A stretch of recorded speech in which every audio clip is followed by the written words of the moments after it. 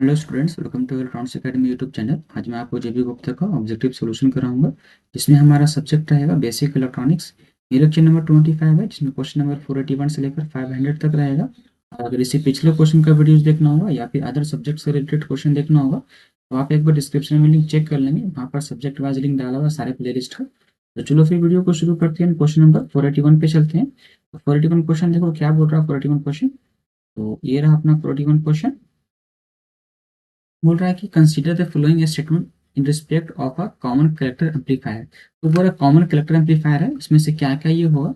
सबसे पहले अगर कॉमन कलेक्टर एम्पलीफायर है तो पहला जो होगा उसका इनपुट इम्पिडेंस जो होगा ना, पहला स्टेप जो होगा वो इनपुट इम्पिडेंस जो होगा उसका इम्पीडेंस, इनपुट इम्पिडेंस जो होगा वो क्या होगा, वो हाई होगा। ओके ना। फिर सेकंड आउटपुट इम्पिडेंस जो उसका होगा वो उसका लो होता है। ठीक है ना, कॉमन कलेक्टर एम्पलीफायर का।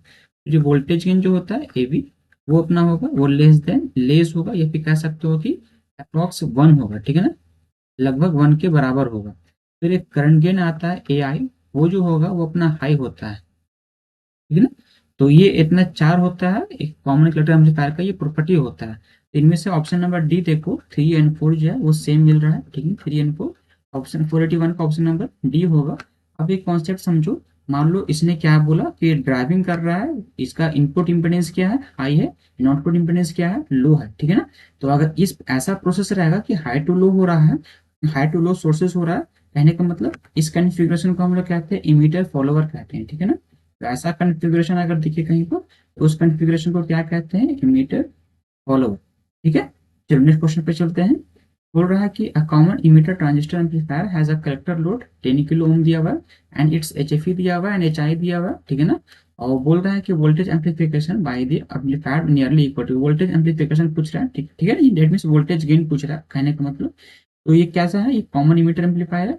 तो कॉमन इमीटर एम्पलीफायर का वोल्टेज गेन जो होता है ए बी इक्वल टू क्या होता है, minus H F E into R C. ठीक है ना, upon H I E. Okay ना, यही होता है ना।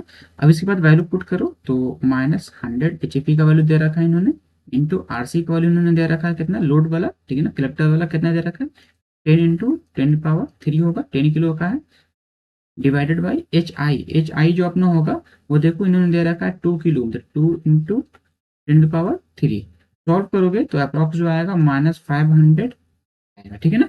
मुझे निकालना क्या है, गेन निकालना है, तो इसको मोड निकाल दो, मॉडुलस, तो आएगा अपने पास 500। ऑप्शन नंबर हमारा जो होगा वो ए होगा 482 का। नेक्स्ट क्वेश्चन पे चलो। The H parameter of C configuration feeding a load 10 kilo ohm and H I दिया है, एच एफ दे रखा है, एच आर जीरो दे रखा है। तो क्वेश्चन पूरा वोल्टेज गेन क्या ही पूछ रहा है, वोल्टेज गेन। डेट मीन्स कहने का मतलब क्या पूछ रहा है, voltage gain. That means A V. A V is equal to क्या फॉर्मूला होता है, ये मैंने जिस पिछला क्वेश्चन में बताया, एक वो भी होता है, एक और होता है A I into R L upon R in. और आर इन जो होगा वो इक्वल होता है एच आई ई के। ठीक है ना, ये अपना इक्वल होता है। ठीक है ना, ये दोनों बराबर ही होता है। तो सबसे पहले मुझे ए पी निकालने के लिए करंट गेन चाहिए, ए आई चाहिए। तो ए I is equal to formula होता है -HFE अपॉन 1 + HOE ठीक है ना। चलो माइनस इसका वैल्यू पुट करो तो -50 अपॉन 1 + HOE का वैल्यू इन्होंने दे रखा है, देखो ना, ये 1 दे रखा है तो उसको पलट के लिखो। तो 1/40 इंटू 10⁻³ किलो का था, मल्टीप्लाई आर एल का वैल्यू इन्होंने दे रखा है 10 इंटू 10⁻³ सॉल्व करोगे तो अप्रॉक्स आएगा -40। अपना करंट गेन आया, मुझे निकालना क्या, ए वी निकालना है। ए वी इक्वल टू क्या हो जाएगा, -40 current gain multiply R L. R L कितना है, अपने इक्वेशन में 1 मान लो। अब फ्रॉम 1 कर लो यहाँ से, फ्रॉम 1। तो -40 इंटू आर एल का वैल्यू इन्होंने दे रखा है ना।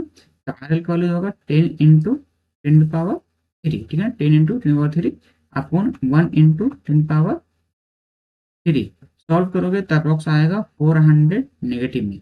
ऑप्शन नंबर हमारा जो होगा वो सी होगा। ठीक है ना, ऑप्शन नंबर हमारा क्या है, सी। नेक्स्ट क्वेश्चन पे चल रहे हैं। नेक्स्ट क्वेश्चन क्या बोल रहा है, in an amplifier variation in beta. मतलब अगर एम्पलीफायर में वेरिएशन कर रहा है बीटा, तो बीटा वेरिएशन करने से क्या होगा। तो अगर बीटा वेरी करता है तो ऑपरेटिंग पॉइंट जो अपना है ना, यानी क्यू पॉइंट जो अपना है, अगर बीटा वेरी करेगा तो जो अपना की पॉइंट है वो भी है वो शिफ्ट कर जाएगा। ठीक है ना, शिफ्ट करने से क्या होगा, इसका शिफ्ट करने से ये होगा कि बायसिंग जो होगा वो इनस्टेबिलिटी हो जाएगा, ठीक है ना, इनस्टेबल हो जाएगा। तो ऑप्शन नंबर हमारा जो होगा वो ए हो जाएगा, ठीक है ना। क्यू पॉइंट क्या हो जाएगा, वो शिफ्ट करेगा, ठीक है ना। इसी कारण से अपना जो जो बायसिंग स्टेबिलिटी है वो इनस्टेबल हो जाएगा। तो ऑप्शन नंबर हमारा ए होगा।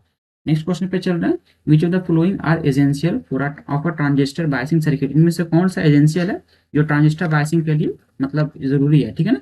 तो आप ऑप्शन सी पढ़ लोगे। ऑप्शन में क्या क्या पहला बोल रहा है, for a proper zero signal collector current, ठीक है ना, FVC should not fall the below 5 volt 0.5 volt and germanium 1 volt और ensure stabilization of the operating point. इसका जो ऑप्शन होगा ऑप्शन नंबर ए होगा। 1 2 एंड 3 तीनों जो है वो अपने के लिए नेसेसरी एसेंशियल है, ठीक है ना, एसेंशियल तीनों है। ऑप्शन नंबर हमारा ए होगा। नेक्स्ट क्वेश्चन पे चल रहा है, बोल रहा है which of the following main properties of a bipolar junction transistor make it necessary for a transistor to have bias stabilisation. तो सबसे पहले आप ना ये जो वीडियो चल रहा है, इस वीडियो का इसमें पूरा जो टॉपिक दिया गया है वो बायस स्टेबलाइजेशन से दिया गया है वीडियो। इसका थोड़ा सा पढ़ लेना, ठीक है ना। सेल्फ बायस क्या होता है, वोल्टेज बायस क्या होता है, वोल्टेज डिवाइडर बायस क्या होता है, ये सब पढ़ लेना। तो ज्यादा क्वेश्चन क्लियर होते जाएगा, क्योंकि ये सारा कुछ थ्योरी से उठाकर दे रखा है इन्होंने। इसका जो ऑप्शन होगा 486 का ऑप्शन नंबर सी होगा, ठीक है ना। 2 3 एंड 5, ठीक है ना, 2 3 एंड 5 होगा option number. Variation of H F E with temperature, ये टेम्परेचर के कारण एच एफ ई वेरी करता है। नेक्स्ट बोलता है आईसीओ भी वेरी करता है। एंड नेक्स्ट वीबी जो ये ट्रांजिस्टर अगर रिप्लेस करेंगे तो वीबी अपना वेरी करेगा, ठीक है ना। तो ऑप्शन नंबर 2 3 एंड 5 होगा option number C. Next question पे चल रहा है 487, for smooth and reliable operation of amplifier using BJT, ठीक है ना। तो it is necessary that the circuit must be properly design from the point of view by the bias stabilisation. तो बोल रहा है कि point of bias stabilisation point of view से बताइए कि इनमें से क्या सर्किट को डिजाइन करना है, मतलब सर्किट डिजाइन के लिए होगा। तो इसका फिर वही कॉन्सेप्चुअल क्वेश्चन है। तो ऑप्शन नंबर हमारा ए होगा, 1 2 एंड 3 होगा। तो reverse saturation current that means ICO जो होगा वो इंक्रीज करता है विद इन टेम्परेचर। अपने को तो पता है टेम्परेचर इंक्रीज करने से आईसीओ इंक्रीज करता है, ठीक है ना, कॉन्सेप्चुअल है ये। वीवीबी जो डिक्रीज करेगा टेम्परेचर इंक्रीज करने से। एंड फिर एक और जो नेक्स्ट अपना रहेगा, ये बीटा जो है वो चेंज करेगा टेम्परेचर, चेंज इन टेम्परेचर में, या फिर रिप्लेस करेंगे अपना ट्रांजिस्टर को, अगर रिप्लेस करेंगे तो बीटा भी चेंज होता है। तो ऑप्शन नंबर हमारा ए हो जाएगा 487 का। 488 क्वेश्चन नंबर देखिए। 488 क्वेश्चन बोल रहा है कि biasing is use in transistor amplifier to, इन बायसिंग यूज करते हैं को ट्रांजिस्टर में। तो वो पूछ रहा है कि यहाँ पे रीजन पूछा है, ये क्या क्या रीजन है, ठीक है ना। तो इसका ऑप्शन जो होगा ऑप्शन नंबर बी होगा 1 2 एंड 4। तो स्टेबलाइज द ऑपरेटिंग पॉइंट, यानी क्यू पॉइंट को स्टेबलाइज करने के लिए कि किस पॉइंट, टेम्परेचर वेरिएशन के कारण, ठीक है ना। फिर सेकंड जो ऑप्शन है place the operating point that means keep point in a linear region, यानी कि हम लोग ऑपरेटिंग पॉइंट को लीनियर रीजन में रखते हैं। And alpha beta and ICO जो of a transistor independent of temperature variation. तो ऑप्शन नंबर हमारा जो होगा वो बी होगा, ठीक है ना। 1 2 एंड 4 होगा, reduce distortion and increase the dynamic range। तो ऑप्शन नंबर हमारा बी हो जाएगा, ठीक है। नेक्स्ट क्वेश्चन पे चल रहा है 489, consider the following statement, the basic purpose of a bias stabilization in a transistor circuit is to, यानी कि मेन पर्पस क्या होता है बायस स्टेबलाइजेशन करने का ट्रांजिस्टर में, मेन पर्पस पूछ रहा है। तो मेन पर्पस जो होगा अपना ऑप्शन नंबर 2 एंड 3 होगा, ठीक है ना। सबसे पहले तो ऑपरेटिंग पॉइंट को जो होता है इंडिपेंडेंट करना पड़ता है टेम्परेचर वेरिएशन के लिए, ठीक है ना। और जो ऑपरेटिंग पॉइंट होता है इंडिपेंडेंट होता है, चाहे तो वो जर्मेनियम का डायोड हो चाहे तो वो सिलिकॉन का डायोड हो, रिप्लेसमेंट करने के लिए। तो ऑप्शन नंबर हमारा डी हो जाएगा। नेक्स्ट क्वेश्चन पे चल रहा है 490, consider the following statement, bias stabilisation in a BJT circuit is very important. मतलब बायस स्टेबलाइजेशन जो होता है बीजेटी में वो बहुत इंपॉर्टेंट होता है। तो बिकॉज इसमें क्वेश्चन मतलब पूछ रहा है, रीजन पूछ रहा है क्यों ऐसा इंपॉर्टेंट है। तो ये इसलिए इंपॉर्टेंट है क्योंकि जो ऑपरेटिंग पॉइंट होता है वो अनचेंज रखना पड़ता है मुझे, चेंज इन टेम्परेचर, जैसे मैंने पिछला क्वेश्चन बताया, ताकि ऑपरेटिंग पॉइंट कैसा हो, अनचेंज रहे विथ चेंज इन टेम्परेचर। तो ऑप्शन नंबर हमारा 3 होगा, डेट मीन सी हो जाएगा, ठीक है ना। नेक्स्ट क्वेश्चन पे चल रहा है 191, what is the most noticeable effect of a small increase in temperature in a common emitter connected BJT, ठीक है ना। तो अगर स्मॉल इंक्रीज करते हैं टेम्परेचर में तो कौन सा एक नोटिसेबल इफेक्ट होगा, इनमें से कौन सा इफेक्ट जो नोटिस करने वाला इफेक्ट होगा। तो पहले आप कॉन्सेप्ट समझो कि अगर सपोज टेम्परेचर को इंक्रीज कर रहे हैं, तो अगर टेम्परेचर इंक्रीज करेगा तो अपना जो है ICBO जो है, इट मीन कहने का मतलब ICO भी कह सकते हो, ठीक है ना, ICO वो भी इंक्रीज करेगा, ठीक है ना। अगर टेम्परेचर इंक्रीज करेगा तो ICO इंक्रीज करेगा। कहने का मतलब अपना जो इक्वेशन क्या होता है, IC इज इक्वल टू क्या होता है equation, beta times IB plus 1 plus beta ICO, ये इक्वेशन होता है ना। अब अगर टेम्परेचर में वेरिएशन होगा, कहने का मतलब जो ICBO है ना और ICO या फिर ICBO का हो या फिर ICO का हो, वो अप्रोक्स डबल हो जाएगा, ठीक है ना। ये जो है ICBO ये अप्रोक्स डबल हो जाता है एवरी 10 डिग्री राइजिंग टेम्परेचर, ठीक है ना। एवरी 10 डिग्री राइजिंग टेम्परेचर पे वो डबल हो जाता है। सिलिकॉन जमीन किसके लिए भी रहे, ठीक है। तो अपना जो ऑप्शन नंबर हमारा होगा वो ए हो जाएगा, इंक्रीजिंग ICBO, ठीक है ना, इंक्रीजिंग ICBO। नेक्स्ट क्वेश्चन पे चल रहे हैं।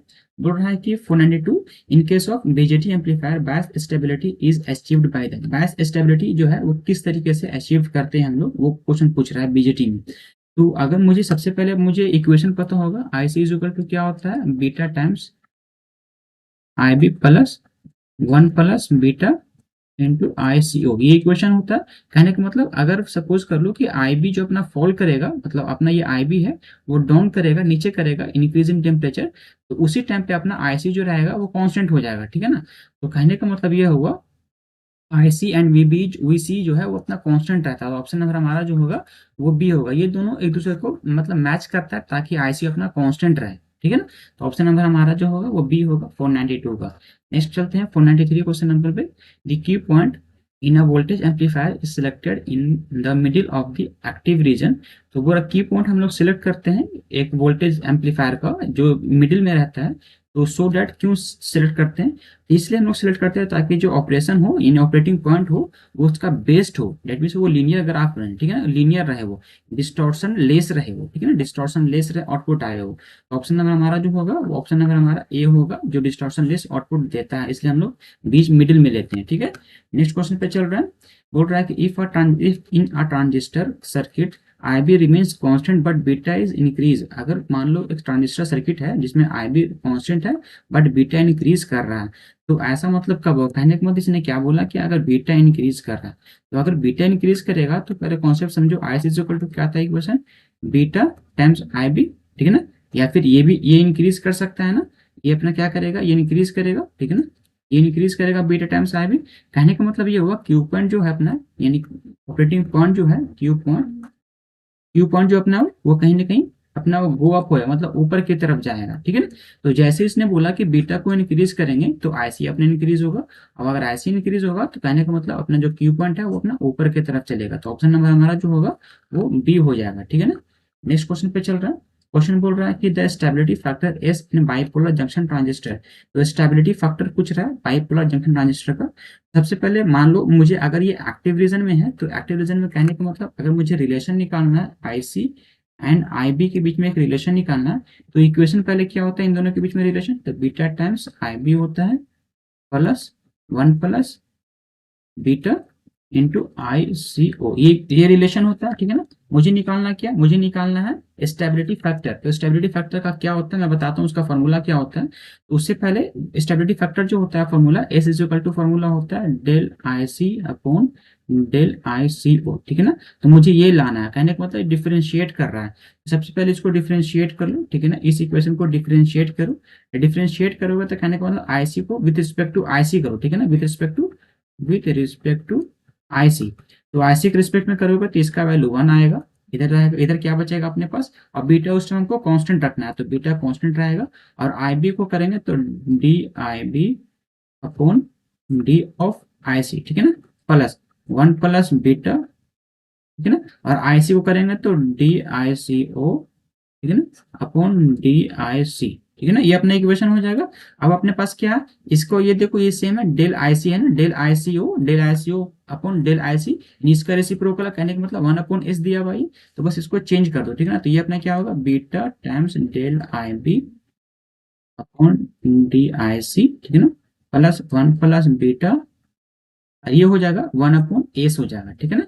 अब यहाँ से स्टेबिलिटी फैक्टर निकालोगे, S इज इक्वल टू निकालोगे तो फॉर्मूला जो अपने पास आएगा 1 plus beta upon 1 minus beta into DIB, ठीक है ना, अपॉन DIC। तो ये अपना फॉर्मूला हो गया स्टेबिलिटी फैक्टर का, ठीक है ना। ऑप्शन नंबर हमारा जो होगा इसके हिसाब से ऑप्शन नंबर हमारा ए हो जाएगा 495 का। 496 क्वेश्चन नंबर देखिए, बोल रहा increase in value of beta of a transistor can causes the fixed bias circuit. अगर मैं बीटा को इंक्रीज कर रहा हूँ एक फिक्स्ड बायस सर्किट का, तो उस फिक्स्ड बायस सर्किट में क्या होगा वो क्वेश्चन पूछ रहा है। सपोज इसने क्या बोला कि बीटा को वेरिएस्ट कर मतलब वैरी कर रहा है बीटा को, चाहे वो टेम्परेचर के वैरी करे, मतलब कॉन्सेप्ट मैं बता रहा हूँ, अगर बीटा वैरी हो रहा है, चाहे वो टेम्परेचर के थ्रू वैरी हो, चाहे वो अगर सपोज करो मैं ट्रांजिस्टर को चेंज कर लिया, रिप्लेसमेंट कर लिया ट्रांजिस्टर, तो उस टाइम में अगर बीटा वैरी हो, तो कहने का मतलब उस टाइम अपना जो आईसी होगा वो भी अपना वैरी करेगा, ठीक है ना। तो अगर बीटा वैरी होगा तो आईसी भी अपना वैरी होगा, और इसी तरह सेम फैक्टर में वैरी होगा, बीटा जिस फैक्टर में वैरी होगा उसी फैक्टर में आईसी भी वैरी होगा, ताकि वो कांस्टेंट मतलब रह सके। तो कहने का मतलब अपना ये हुआ सीधे सीधी कि अगर वेरिएशन ऑफ आईसी हो रहा है तो कहने का मतलब ये जो फिक्स्ड बायस सर्किट है वो शिफ्ट कर जाएगा, जो अपना जो फिक्स्ड बायस सर्किट है ना वो शिफ्ट करेगा, वो शिफ्ट कहाँ करेगा, चाहे तो एक्टिव टू, ठीक है ना, वो शिफ्ट कर देगा चाहे तो active to, either cut off में चला जाएगा, ठीक है ना, कट ऑफ में चला जाएगा, या फिर कह सकते हैं कि वो सेचुरेट कर जाएगा, सेचुरेशन रीजन में चला जाएगा, ठीक है ना, सेचुरेशन में चला जाएगा। तो ऑप्शन नंबर हमारा जो होगा वो बी होगा, चाहे तो वो शिफ्ट करेगा एक्टिव में या फिर एक्टिव टू सेचुरेशन में, ठीक है ना। तो ऑप्शन नंबर हमारा क्या हो जाएगा, बी हो जाएगा। नेक्स्ट क्वेश्चन पे चलते हैं 497। पासिंग सर्किट है stability factor 40 and if due to temperature changing ICU change कर रहा है 1 माइक्रो एम्पियर टू लेकर 1 माइक्रो एम्पियर का चेंज कर रहा है, then IC will change. It mean कहने का मतलब डेल आईसी निकालने के लिए बोल रहा है, ठीक है ना, आईसी चेंज कितना कर रहा है, डेल आईसी वो निकालने के लिए बोल रहा है। तो इसने क्या दे रखा है, मुझे पता है stability factor S is equal to क्या होता है, डेल आईसी कौन, डेल आईसीयू, ये फॉर्मूला होता है। अब मुझे निकालना क्या, डेल आईसी निकालना है, तो del IC is equal to क्या हो जाएगा, एस इंटू डेल आईसीओ, ठीक है ना। तो इस स्टेबिलिटी फैक्टर 40 दे रखा है, मल्टीप्लाई चेंज कितना कर रहा है, आईसीयू कितना का चेंज कर रहा है, 1 माइक्रो एम्पियर, तो 1 माइक्रो कहने का मतलब 40 माइक्रो एम्पियर। तो ऑप्शन नंबर हमारा जो होगा वो बी हो जाएगा 497 का। 498 क्वेश्चन नंबर देखिए, the emitter resistor R is bypass by the capacitor in order to. देखिए एक बाईपास कैपेसिटर होता है ना जो आर इमीटर में लगता है, ठीक है ना। तो वो क्यों होता है, तो सबसे पहले बात करो जो इमीटर, जो बाईपास इमीटर होता है ना, ये अपना जो कैपेसिटर जो जो इमीटर कैपेसिटर होता है उसको सबसे पहले इमीटर बाईपास कैपेसिटर कहते हैं। और ये जो कनेक्टेड होता है, ये जो कनेक्टेड होता है वो पैरेलल में कनेक्शन किया जाता है, इसके विथ इमीटर, ठीक है ना, इमीटर के पैरेलल में कनेक्शन करते हैं हम लोग। क्यों करते हैं, इमीटर या फिर आर जो रजिस्टर है ना, इमीटर रजिस्टर उसके अक्रॉस पैरेलल में करते हैं। ऐसे इसलिए करते हैं पैरेलल में ताकि ये मुझे प्रोवाइड करे लो रिएक्टेंस, ठीक है ना। ऐसा इसलिए करते हैं ताकि मुझे ये प्रोवाइड करे लो रिएक्टेंस पाथ, ठीक है ना, एसी के लिए। तो अगर सपोज करो कि अगर मैं सपोज करूँ कि सी नहीं लगा रहेगा, ठीक है ना, अगर वो कैपेसिटर नहीं लगा होगा, तो कहने का मतलब आउटपुट वोल्टेज जो है वो रिड्यूस कर जाएगा, ठीक है ना। वो जो आउटपुट वोल्टेज जो आएगा अपना ना, वो आउटपुट वोल्टेज जो आएगा वो रिड्यूस कर जाएगा अगर सपोज ये सी नहीं लगा होगा तो। क्यों, क्योंकि इसने क्या बोला कि ये लो रिएक्टेंस प्रोवाइड कराता है, ठीक है ना, ये क्या कराता है, प्रोवाइड कराता है, लो रिएक्टेंस प्रोवाइड कराता है। तो अगर ये नहीं रहेगा तो लो रिएक्टेंस प्रोवाइड नहीं कराएगा, तो कहने का मतलब क्या हुआ कि इंक्रीज करता है वोल्टेज गेन, अगर ये है तो क्या करेगा, वोल्टेज गेन को इंक्रीज करेगा, ठीक है ना। चलो नेक्स्ट क्वेश्चन पे चल रहा है, 499 क्वेश्चन पे देखो, बोल रहा है कि introducing a resistor in a emitter of a common amplifier stabilised the DC operating point against the variation. The DC operating point जो है वो वेरिएशन कर रहा है। सबसे पहले इसने क्या बोला, एक इंट्रोड्यूस करा रहा है एक रजिस्टर को जो कैसा है, इमीटर रजिस्टर है, ठीक है ना, इमीटर पे लगा रहा है। एट मीन कहने का मतलब ये हुआ कि आर ही एक एडिशन कर रहा है, ठीक है ना, यानी इमीटर रजिस्टर को उसने ऐड किया, एडिशन किया, कहाँ पर किया, डीसी बायस में, ठीक है ना, डीसी बायस भी किया। तो इससे होगा क्या कि ये क्या करेगा, मैं जैसे पिछले क्वेश्चन में बताया कि क्या करता है कि ये प्रोवाइड कराता है स्टेबिलिटी को इम्प्रूव कराता है, ठीक है ना। तो क्या कर देगा, इम्प्रूव कर देगा, इम्प्रूव स्टेबिलिटी, ठीक है ना, तो इम्प्रूव करेगा स्टेबिलिटी को। तो ऑप्शन नंबर हमारा जो होगा वो बी सी हो जाएगा, जो टेम्परेचर एंड बीटा को दोनों को इम्प्रूव कराएगा, ठीक है ना। तो ऑप्शन नंबर हमारा जो होगा वो ऑप्शन नंबर सी हो जाएगा, ठीक है ना, अगेंस्ट वेरिएशन ही, अगर वेरी करेगा टेम्परेचर या बीटा वेरी करेगा तो अपना जो है वो डीसी ऑपरेटिंग पॉइंट अगेंस्ट रहेगा, ठीक है। तो ऑप्शन नंबर हमारा सी रहेगा। नेक्स्ट क्वेश्चन पे चलो, बोल रहा है लास्ट क्वेश्चन है ये अपना, if the emitter resistance in a common emitter voltage amplifier is not bypass. Suppose कर लो कि आर ई जो है वो बाईपास नहीं किया गया है, तो इट विल क्या होगा अगर वो बाईपास नहीं रहेगा तो अगर सपोज करो आर ई बाईपास नहीं रहेगा, ठीक है ना, अगर आर ई बाईपास नहीं रहता है, तो अगर बाईपास नहीं रहेगा तो कहने का मतलब क्या होगा, इसमें जो फीडबैक जो है वो नेगेटिव फीडबैक जो है वो कॉज करेगा, ठीक है ना। क्या होगा, किसके कारण जो होगा वो negative feedback causes negative feedback cause करेगा, ठीक है ना। अगर नेगेटिव फीडबैक कॉज करेगा तो जो अपना वोल्टेज गेन है वो रिड्यूस करेगा, और जैसे ये वोल्टेज गेन रिड्यूस करेगा तो अपना इनपुट इंपीडेंस जो है वो हाई हो जाएगा, एंड आउटपुट इंपीडेंस जो अपना वो हाई हो जाएगा, ठीक है ना। तो इतना अपना चेंजिंग आएगा। तो ऑप्शन नंबर हमारा बी होगा, ठीक है ना, रिड्यूस करेगा वोल्टेज गेन को with increase in input impedance, ठीक है। तो ऑप्शन नंबर हमारा जो हो जाएगा वो बी हो जाएगा। तो ये वीडियो कंप्लीट हो गया है। इसमें मैंने जो कराया 481 से लेकर 500 क्वेश्चन तक कंप्लीट कराया। तो फिर जो नेक्स्ट वीडियो रहेगा वो 501 रहेगा, 501 से लेकर 520 तक रहेगा। तो चलो फिर मिलते हैं नेक्स्ट वीडियो में, जिसमें क्वेश्चन नंबर 501 से लेकर 520 तक रहेगा।